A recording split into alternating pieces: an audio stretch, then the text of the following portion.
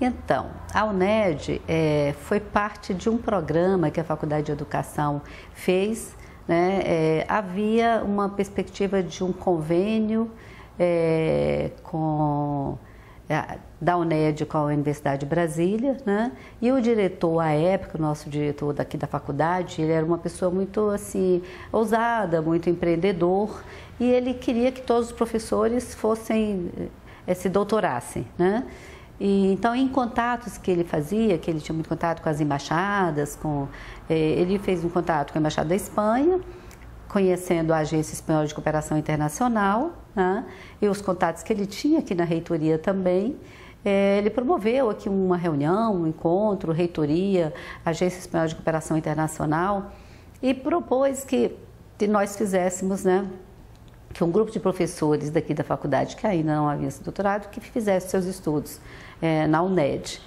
E, então, nós preparamos os nossos projetos e as nossas propostas de trabalho, e entramos como qualquer cidadão entra, dentro das vias normais, apresentamos os documentos e participamos da seleção, né? E aí sim foi se desenvolvendo um trabalho conjunto de uma verdadeira parceria. Então, para que nós fizéssemos, quando fomos aprovados, e ele retomou a questão. Como é que foi retomada? Porque ele entendia que nós podíamos fazer um trabalho em conjunto, integrado. Então, nós fizemos um projeto de cooperação técnica entre a Faculdade de Educação e a UNED. Então, esse projeto previa ida nossa, vinda dos professores, a elaboração de uma proposta de um curso, naquele momento, naquela época, em 1995, que nós entramos, 96, né? O Ministério da Educação estava começando todo um movimento anterior, já havia começado, mas foi um momento de aprovação da nova LDB. E na nova LDB, anterior um pouco a isso, um movimento em prol da institucionalização da educação à distância, né? E com isso, nesse movimento da institucionalização, no conjunto, no texto da lei, foi incluído um artigo, né, reconhecendo a educação à distância. Então, o diretor também entendia que nós, nos formando na UNED, nós teríamos aí uma massa crítica já formada para atuar na educação à distância no Brasil. Então, foi por isso a opção, foi no bojo de todo um contexto político do próprio país, né, que colocou o olhar na importância da educação à distância e que também nós aderimos a isso e fizemos a opção pela UNED, por fazer o doutorado na UNED. E a partir daí fizemos esse projeto de cooperação técnica em que o nosso compromisso era formar pessoas no Brasil, especialistas em educação à distância, mas também nos especializarmos. Então, à medida que nós fazíamos o doutorado, nós também fizemos o ibero-americano, a especialização. Isso fazia parte do projeto de cooperação. Tínhamos um apoio financeiro da agência espanhola, um certo apoio para os deslocamentos, né? E foi uma feliz, entendo que foi assim, uma feliz tomada de decisão nossa de fazer, da escolha da UNED, de fazer o doutorado na UNED, né?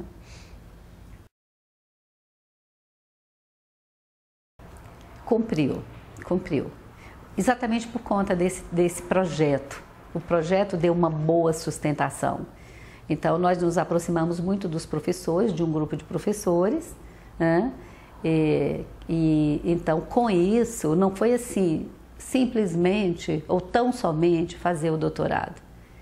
Foi para além do doutorado, porque fazer o doutorado nós fazíamos também todo um trabalho de trocas de experiências, de compartilhamento de conhecimentos, porque anteriormente ao doutorado, 92, 93, nós oferecemos o primeiro curso à distância para formar especialistas, né? Então, foi uma experiência inédita no Brasil. Mesmo, você veja, antes da aprovação da lei, antes da regulamentação da educação à distância, este mesmo diretor e uma professora que nós temos aqui, uma colega, assim, pioneiros e empreendedores, eles vislumbraram e havia uma necessidade no país mesmo. O Brasil, naquela época, o Ministério da Educação, ele desenvolveu um programa que até hoje permanece, chama-se Um Salto para o Futuro, que é uma transmissão de programas para professores, é uma formação aberta, Se transmite para locais determinados, há uma recepção naqueles locais e há um diálogo entre os pontos de transmissão e de recepção para discutir questões de formação de professores mesmo. Mas o Ministério entendia e os estados entendiam que esses professores que trabalhavam como coordenadores desse programa, eles não tinham ideia do que era educação à distância. Então, o primeiro curso que foi oferecido, eu cheguei aqui em 91, em 92, foi para formar esses coordenadores do Um Salto para o Futuro, do programa Um Salto para o Futuro. E daí é que foi se desenvolvendo, esse grupo foi se formando e já em 94, 95 eu fui à Espanha pela primeira vez representando o grupo para conhecer a UNED. Eu fiz uma visita de reconhecimento ou de conhecimento, né? E em seguida eu fui em abril, no início do ano, e no final do ano, depois nós entramos com um pedido de aceite, de submissão mesmo à seleção para o doutorado.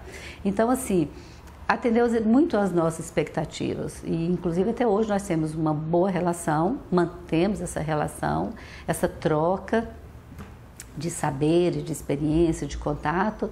E agora, recentemente, nós renovamos esse acordo de cooperação com a UNED, até por reconhecer essa importância do saber já desenvolvido pela UNED, pela sua tradição, pela sua trajetória, pela sua história, né? No campo da educação à distância, de quando se criam as mega universidades, né? Então, atendeu bastante, foi muito desafiador, porque era a distância mesmo, né? Os meios daquela época, nós não tínhamos ainda internet, né? Quando eu estava concluindo os créditos, eu consegui mandar um trabalho de um dos professores, o trabalho final da disciplina, via internet, né? Então foi assim inédito isso, porque na verdade no início era assim, nós recebíamos o pacote dos textos pelo correio, né, e mandávamos o trabalho pelo correio. Mas aí foi rápido, e logo em seguida já a coisa foi se desenvolvendo, né? Então, assim, é uma relação muito importante, né? As aprendizagens muito importantes.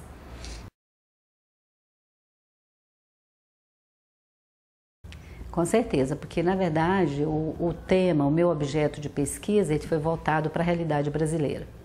A UNED foi um meio, né, a referência, a instituição, mas o meu projeto, a minha pesquisa, a minha orientadora me deu uma ampla liberdade, né? E liberdade no sentido do respeito do diálogo. Então, como eu tenho a formação em tecnologia e tenho a formação em gestão,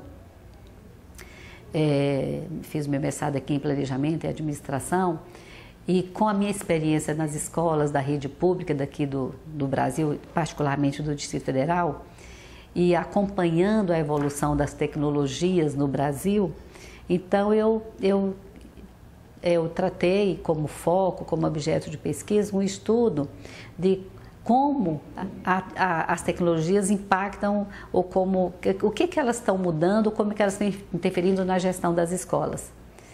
Assim, porque naquela época o Brasil estava implementando um programa chamado ProInfo, Programa de Informática Educativa, e o programa TV Escola. Eram as grandes tecnologias do momento, né? E então, esses programas, o governo investiu muito dinheiro nisso aí, né, para as escolas públicas, né? O que era o Programa Informática Educativa? Cada escola com acima de 100 estudantes, ela recebia 10 computadores, um servidor, né? Um equipamento mínimo básico, né? E o programa TV Escola é um programa que é de transmissão baseado um pouco no salto, né? Um programa que ele produz vídeos ou compra vídeos, ele tem os horários da transmissão para as escolas, né? E há uma recepção nas escolas, eles gravam esses programas para discutir, para usar como material didático, como meio. Mas tem também, pode assistir enquanto ele está sendo transmitido. Temos horários de transmissão aberta. Então, meu grande questionamento é se a chegada desses equipamentos, desses artefatos nas escolas, como é que a gestão estava utilizando isso? Se estava sendo utilizado pela gestão das escolas para qualificar a gestão, entendendo a gestão, a administração, como uma ciência que faz a mediação, né? Então, assim, eu tive essa liberdade de fazer, de definir o meu objeto de pesquisa aqui, né, na nossa realidade. Fiz a pesquisa aqui, passei alguns meses na UNED para estudar, para fazer as leituras, para ficar mais concentrada, né, estudando os referenciais teóricos, começando a escrever, mas a pesquisa de campo toda foi feita aqui, né? E é importantíssimo que eu tenho dado esse retorno para o sistema público de ensino. Para as escolas, eu pesquisei em 27 escolas da rede pública de ensino, né? E através dos meus alunos e da disciplina que eu trabalho, eu tenho feito essa ponte com as escolas, né? E de dar esse retorno dessa questão do uso da tecnologia, né? Então, assim, foi bastante importante, né? Não sei se como em todos os demais países, mas não vou fazer essa comparação com os demais países, não. Vou falar do Brasil, né? O Brasil até 1996, né? As esparsas experiências que havia em nome de uma educação à distância ou de um ensino aberto à distância, era assim de iniciativas muito particulares, às vezes de empresas privadas. No âmbito público não existia absolutamente nada, né? E assim, ao mesmo tempo volto, existiu alguma coisa, existia assim parte do Ministério da Educação, esse programa Salto, o projeto Minerva, que era um programa transmitido pela rádio, que teve muito sucesso. Então, algumas experiências no campo público, sim, mas que elas não tiveram solução, não tiveram continuidade, né? Começa assim a pontuar e a objetivar a questão da educação à distância, né? E aí foi inserida nos artigos da lei, né? O reconhecimento da educação à distância. E hoje nós temos um certo avanço, eu acho que é bastante significativo, mas ainda carente de muitos esclarecimentos, de formação das pessoas. Nós temos desde 2007 a instituição do Sistema Universidade Aberta do Brasil, que não é uma universidade. O programa é um programa de governo. O que ele faz? É um programa de governo instituído pelo Ministério da Educação, criado. Ele se mira muito no modelo da UNED, no modelo português, né?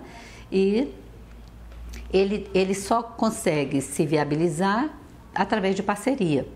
Então, é a parceria do Ministério da Educação com as universidades e com os municípios, os estados e os municípios.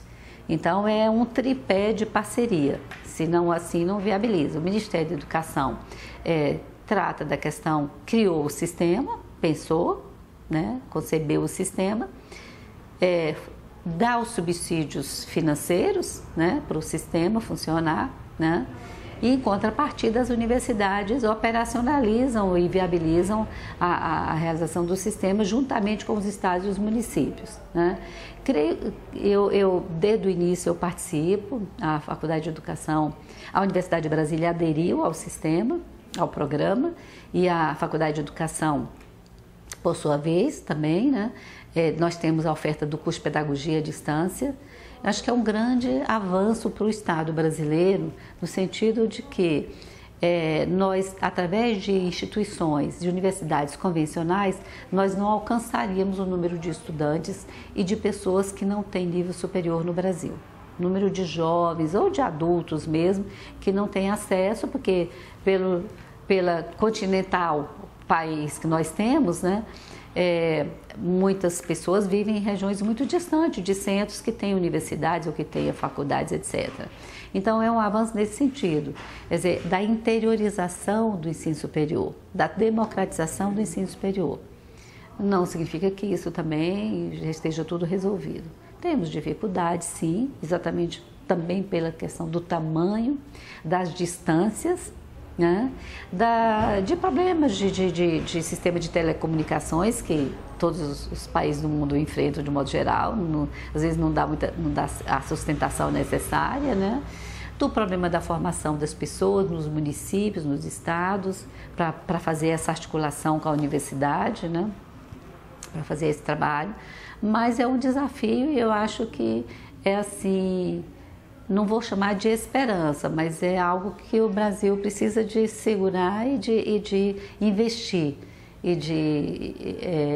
investir no sentido não apenas financeiro, na formação das pessoas, dos recursos humanos e de tudo mais, para que a gente realmente vá alcançando cada vez mais a população como um todo, porque sabemos que é o conhecimento e a educação que move as nações, que move os países, que move o desenvolvimento, né?